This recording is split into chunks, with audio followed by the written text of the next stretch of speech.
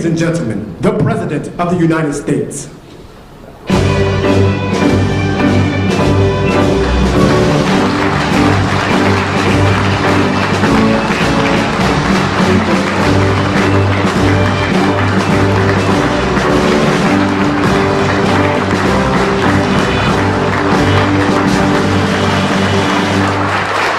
Well, thank you very much.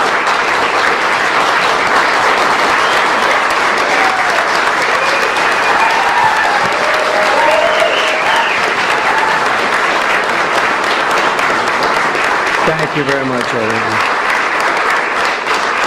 And I'd like to start by saying that our country is doing very well. Things are, as you can see, doing quite well. Please sit down.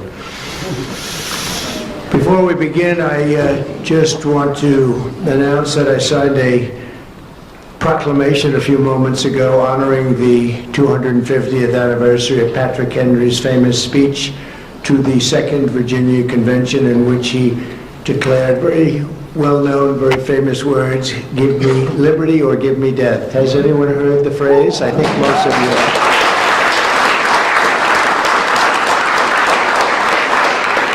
And moments ago, I also signed an executive order to dramatically increase production of critical minerals and rare earths. It's a big thing in this country, and as you know, we're also signing agreements in various locations to unlock rare earths and minerals and lots of other things all over the world, but in particular Ukraine. We're doing very well with regard to Ukraine and Russia. And one of the things we are doing is signing a deal very shortly with respect to rare earths with Ukraine, which they have tremendous value in rare earth, and we appreciate that. And we spoke yesterday with, as you know, President Putin and President Zelensky, and we would love to see that come to an end, and I think we're doing pretty well in that regard. So hopefully we can save thousands of people a week from dying. That's what it's all about. They're dying so unnecessarily, and I believe we'll get it done. We'll see what happens, but I believe we'll get it done. Today we take a very historic action that was 45 years in the making. In a few moments I will sign an executive order to begin eliminating the Federal Department of Education once and for all.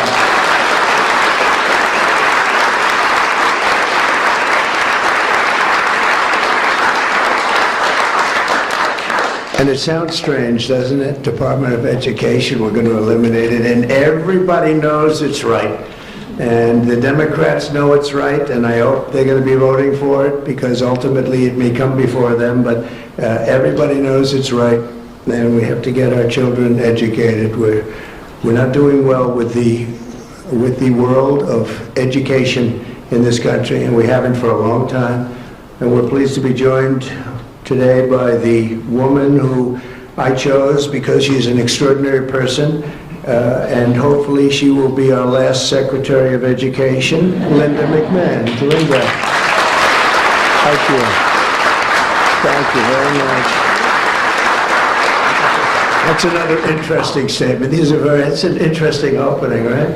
But it's true, and people, you know, it's been amazing how popular this has been. I tell people that this is what I'm doing today, and they say, oh, it's about time. Everybody says it. Republicans and Democrats have said it, and they're all saying it. Also with us are some terrific people. Governors Greg Abbott. Greg, thank you very much.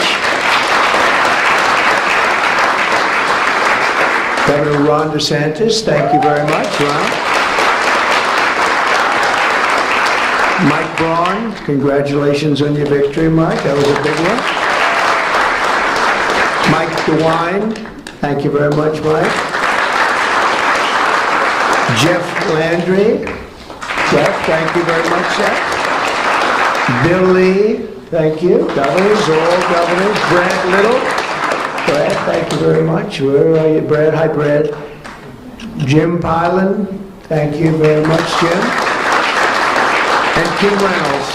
These are all people very interested in education, and I even see Dan Patrick over there, my friend Dan Patrick. We're joined also by Representatives Tim Walberg and Virginia Fox, Rick Allen, Michael Rulli. And again, Dan Patrick, thank you very much, Dan. You've been a great friend of ours. And State Attorneys General Ken Paxton. Ken, I see you there. Andrew Bailey. Andrew, what a job you've done, Andrew. You have some good cases going. You've done a great job. Thank you very much. And co-founder of Moms for Liberty, Tiffany Justice. She's been a hard worker. Thank you. Thank you, Dave. Thank you, Tiffany. When President Carter created the Federal Education Department in 1979, it was opposed by members of his own cabinet, as well as the American Federation of Teachers, the New York Times editorial board, and the famed Democrat Senator Daniel Patrick Moynihan. History has proven them right, absolutely right. After 45 years, the United States spends more money on education by far than any other country, and spends likewise by far more money per pupil than any country, and it's not even close. But yet we rank near the bottom of the list in terms of success. It's an amazing stat. Those are two stats you don't want: the most money spent per pupil, and you're at the bottom of the list. And that's where we are, like it or not, and we've been there for a long time. 70% of 8th graders are not proficient in either reading or in math. 70%. 40% of 4th graders lack even basic reading skills, can't read. Students in our public elementary and middle schools score worse in reading today than when the department opened, by a lot. In Baltimore, 40% of the high schools have 0 students who can do basic mathematics. Not even the very simplest of mathematics. I said, give me your definition of basic, and they're talking about like adding a few numbers together. Despite these breathtaking failures, the department's discretionary budget has exploded by 600% in a very short period of time, and employs bureaucrats in buildings all over Washington, D.C. And as a former real estate person, I will tell you, I ride through the streets of Washington and it says Department of Education, Department of Education. I said, how do you fill those buildings? It's crazy what's happened over the years. I'm pleased to report that after offering these federal employees 2 generous buyout options, and they were very generous, and they're good people, but they were very generous. My administration has initiated a reduction in force, and we're already cutting numbers that were really surprising to a lot, that we were able to do it so successfully. And we've cut the number of bureaucrats in half. 50% have taken office, such as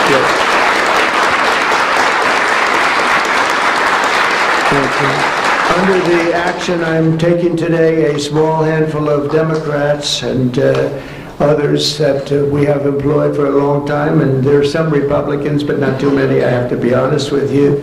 But the department's useful functions, and such as, and they're in charge of them: Pell Grants, Title I funding, resources for children with disabilities and special needs will be preserved, fully preserved. They're all going to be so. If you look at the Pell Grants, it's supposed to be a very good program. Title I funding and resources for children with special disabilities and special needs, they're going to be preserved in full and redistributed to various other agencies and departments that will take very good care of them. And it's very important to Linda, I know, and it's very important to all of us.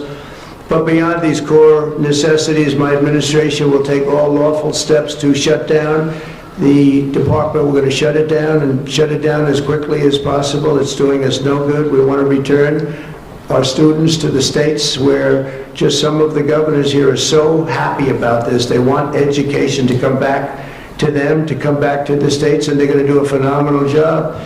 You know, if you look, Denmark, Norway, Sweden, I have to tell you, I give them a lot of credit. China's top 10, and so we can't now say that bigness is making it impossible to educate, because China's very big.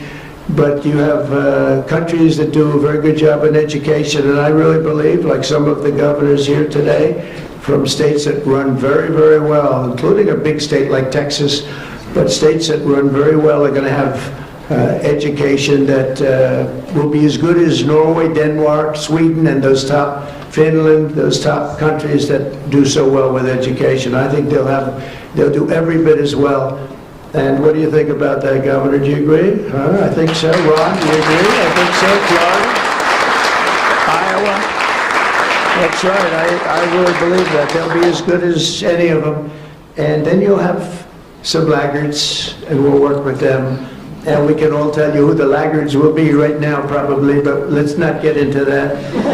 But we'll work with them, and we're going to make them, they'll do a job. I think they'll do a job, and they'll go to sections of the state. For instance, New York, you'll have a Manhattan, and you'll have a Suffolk County, and you'll have Nassau County, and you'll have Westchester County. You'll do 4 or 5 or 6 of them. You have upstate New York, and those counties, I think, are going to do very well, and I think ultimately Manhattan should do very well, but we'll break it down into sections, and I think it'll be really, really good, and they're going to be probably the tougher ones, but I think they have a chance to do really well. But we're going to be returning education very simply back to the states where it belongs, and this is a very popular thing to do, but much more importantly, it's a common sense thing to do, and it's going to work. Absolutely, it's going to work, and I can tell you from dealing with the governors and others in the state, they want it so badly. They want to take their children back and really teach their children individually. Probably the cost will be half, and the education will be maybe many, many times better. So we look forward to this. I want to just make one little personal statement. Teachers, to me, are among the most important people in this country, and we're going to take care of our teachers. And I don't care if they're in the union or not in the union, that doesn't matter. But we're going to take care of our teachers, and I believe the states will take actually better care of them than they are taken care of right now. They'll work all sorts of systems, and even merit systems. Those great teachers are going to be maybe a little bit better rewarded, or maybe that's the way it should be, but the states are going to make that decision. But we're going to love and cherish our teachers along with our children, and they're going to work with the parents, and they're going to work with everybody else, and it's going to be an amazing thing to watch, and it's really going to be something special. And Linda, you're presiding over something that's so important, and you're going to do a fantastic job, just like you have your whole life. I know your whole life I've been watching you. I've been watching you for a long time. She's had nothing but success. So it's tremendous to have you, and hopefully you won't be there too long, but we're going to find something else for you, Linda, okay? So this will conclude what we are talking about with respect to our most cherished group of people, and that's our children. We want to have our children well educated, and we want them to love going to school. We have examples of it. Look at those beautiful, bright-eyed faces. They are so smart. They're so smart. And with that, I'm going to come down, and we're going to sign a very important document, and we're going to be on our way. People have wanted to do this for many, many years, for many, many decades. And I don't know, no president ever got around to doing it, but I'm getting around to doing it, so thank you very much.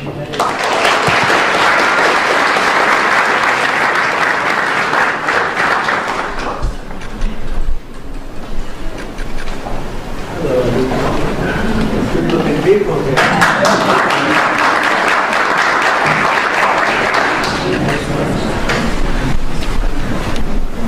Should I do this? I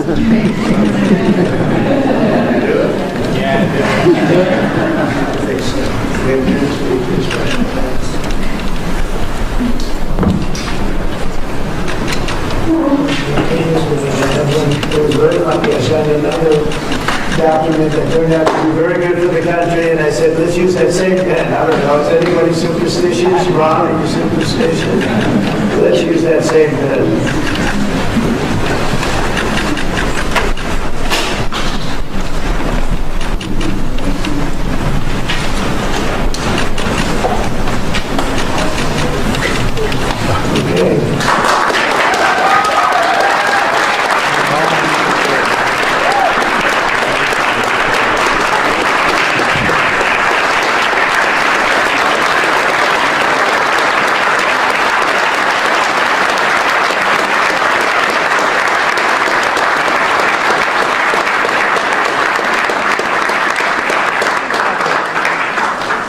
you come up just to say